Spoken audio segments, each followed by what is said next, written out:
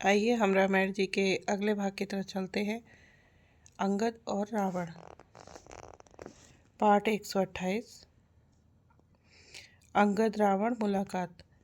रावण ने कहा, अरे बंदर, तू कौन है? अंगद ने कहा, हे दशग्रीव, मैं श्री राम रघुवीर का दूत हूँ। मेरे पिता से और तुमसे मित्रता थी, इसलिए हे भाई, मैं तुम्हारी भलाई के लिए ही आया हूँ। राजमद या मोह बस तुम जगत जननी सीता जी को हर लाए हो, सीता जी को लौटा दो। प्रभु श्री राम जी तुम्हारे सभी अपराध क्षमा कर देंगे। तुम राम जी के शरणागत हो जाओ। रावण ने कहा, अरे बंदर के बच्चे, संभाल कर बोल। मूर्ख, मुझ देवताओं के शत्रु को तूने जाना नहीं। अरे भाई, अपना और अपने बाप का नाम तो बता, किस नाते से मित्रता मानता है? अंगद ने कहा, मेरा नाम अंगद है, मैं बाली का पुत्र हूँ।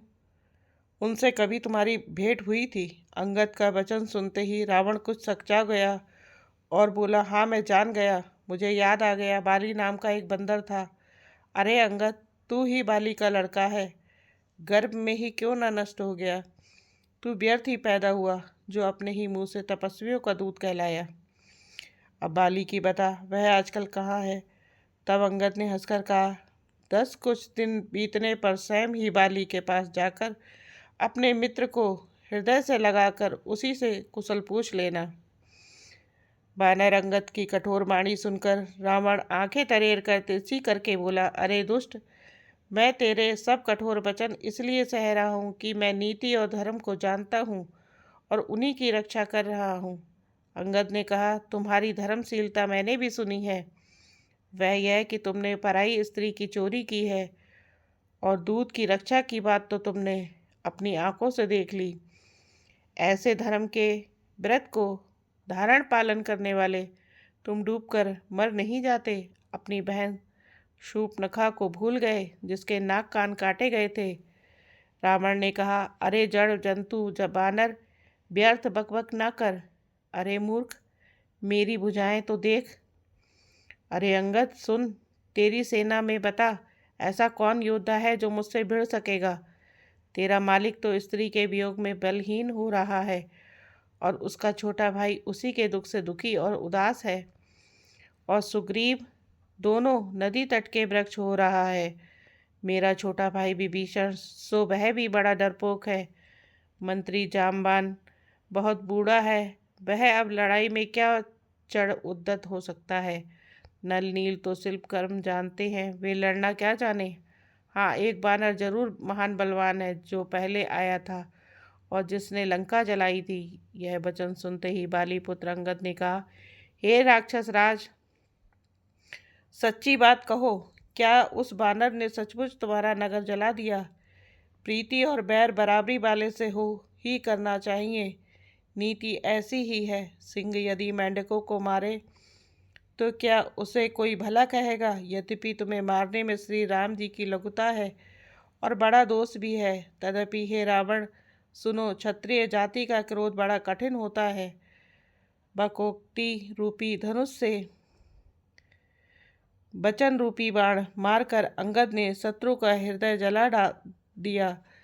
तब रावण हंसकर बोला, बंदर, मैं यह एक बड़ा गुण है कि जो उसे पालता है उसका वह अनेकों उपायों से भला करने की चेष्टा करता है।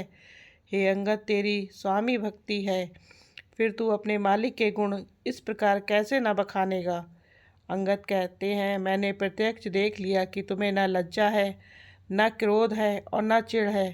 बानर रावण बोला, अरे बानर, जब तेरी ऐसी बुद्धि है तभी तो तू बाप को खा गया। अंगद ने कहा, पिता को खाकर फिर तुमको भी खा डालता, परंतु अभी तुरंत कुछ ही और ही बात मेरी समझ में आ गई। अरे नीच अभिमानी, बाली के निर्मल यश का कारण जानकर तुम्हें मैं नहीं मारता। मैंने सुना है बहुत दिनों तक रावण बाली की काख में रहा था। श्री राम जी से बैर करने पर तेरा ऐसा हाल होगा कि तेरे सिर समूह श्री राम जी के बाण लगते ही बानरों के आगे पृथ्वी पर पड़ेंगे और रीछ बानर तेरे उन गेंद के समान अनेकों सिरों से चौगान खेलेंगे। रावण बोला, अरे मूर्ख कुंभकर्ण, ऐसा मेरा भाई है, इंद्र का शत्रु सुप्रसिद्ध मेघनाथ मेरा पुत्र है, और मेरा पराक्रम तो तूने सुना ही नहीं कि मैंने संपूर्ण जड़ चेतन जगत को जीत लिया है।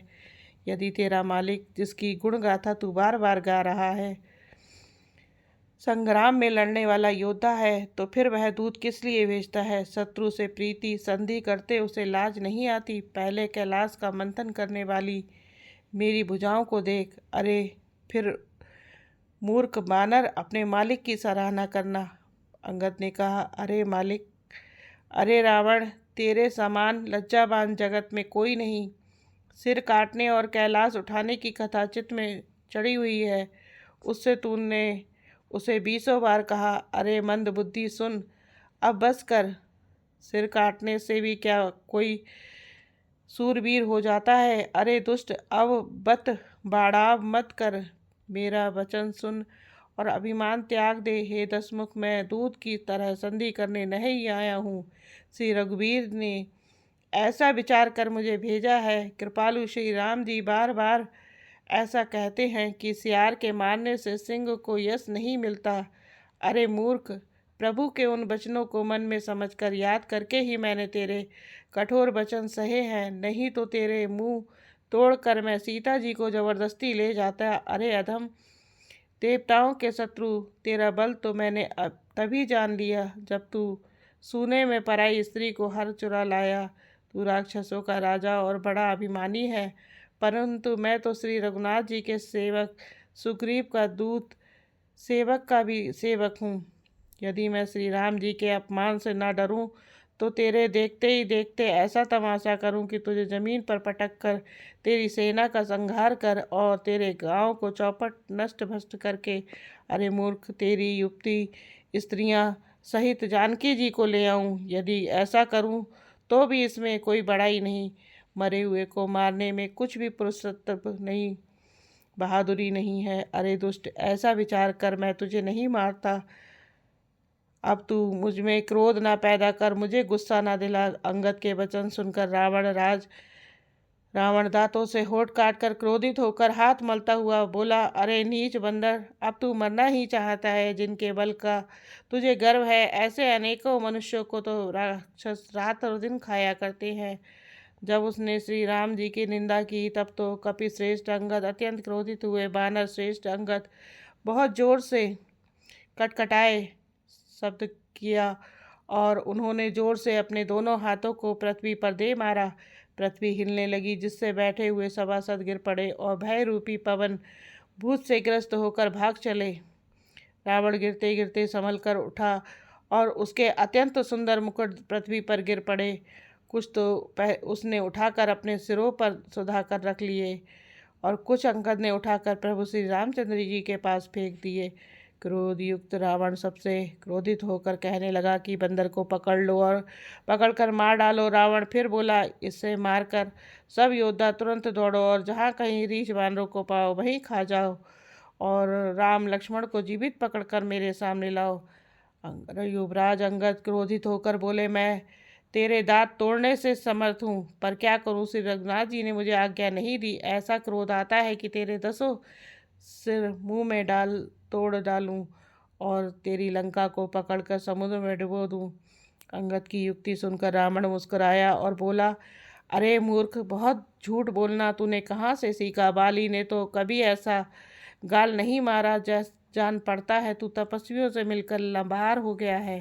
श्री रामचंद्र जी के प्रताप को समझकर स्मरण करके अंगद क्रोधित हो उठे और उन्होंने रावण की सभा में प्रण करके दृढ़ता के साथ पैर जमा लिया और कहा, अरे मूर्ख, यदि तू मेरा चरण हटा सके तो श्री राम जी लौट जाएंगे। मैं सीता जी को हार गया। रावण ने कहा, हे सब वीरों सुनो, पैर पकड़कर बंदर को पृथ्वी पर पछाड़ दो। इंद्रजीत, मेघनाथ आदि अनेकों बलवान योद्धा जहाँ तहाँ से हर्षित होकर उठे। वे पूरे बल से बहुत से उपाय करके झपटते हैं, पर पैर हिलता तक नहीं। तब सिर नीचा करके फिर अपने अपने स्थान पर जा बैठ जाते हैं। यह देखकर शत्रु रावण का मद दूर हो गया। अंगद का बल देखकर सब हृदय में हार गए। तब अंगद के ललकारने पर रावण स्वयं उठा। जब वह अंगद का चरण पकड़ने लगा तब बाली कुमार अंगद ने कहा, मेरा चरण पकड़ने से तेरा बचाव नहीं होगा। अरे मूर्ख, तू जाकर श्री राम जी के चरण क्यों नहीं पकड़ता? यह सुनकर वह मन में बहुत सकुचाकर लौट गया। वह सिर नवाकर नीचा करके सिंहासन पर जा बैठा, मानो सारी संपत्ति गंवा कर बैठा हो। श्री राम जी से विमुख रहने वाला शांति कैसे पा सकता है? फिर अंगद ने अनेकों प्रकार से नीति कही, पर रावण नहीं माना, क्योंकि उसका काल निकट आ गया था। शत्रु के बल का मर्दन कर बल की राशि बाली पुत्र अंगद जी ने हर्षित होकर श्री राम जी के चरण कमल पकड़ लिए और सब कह सुनाया। इसी के साथ हमारा ये रामायण पाठ संपन्न हुआ। सियावर रामचंद्र की जय।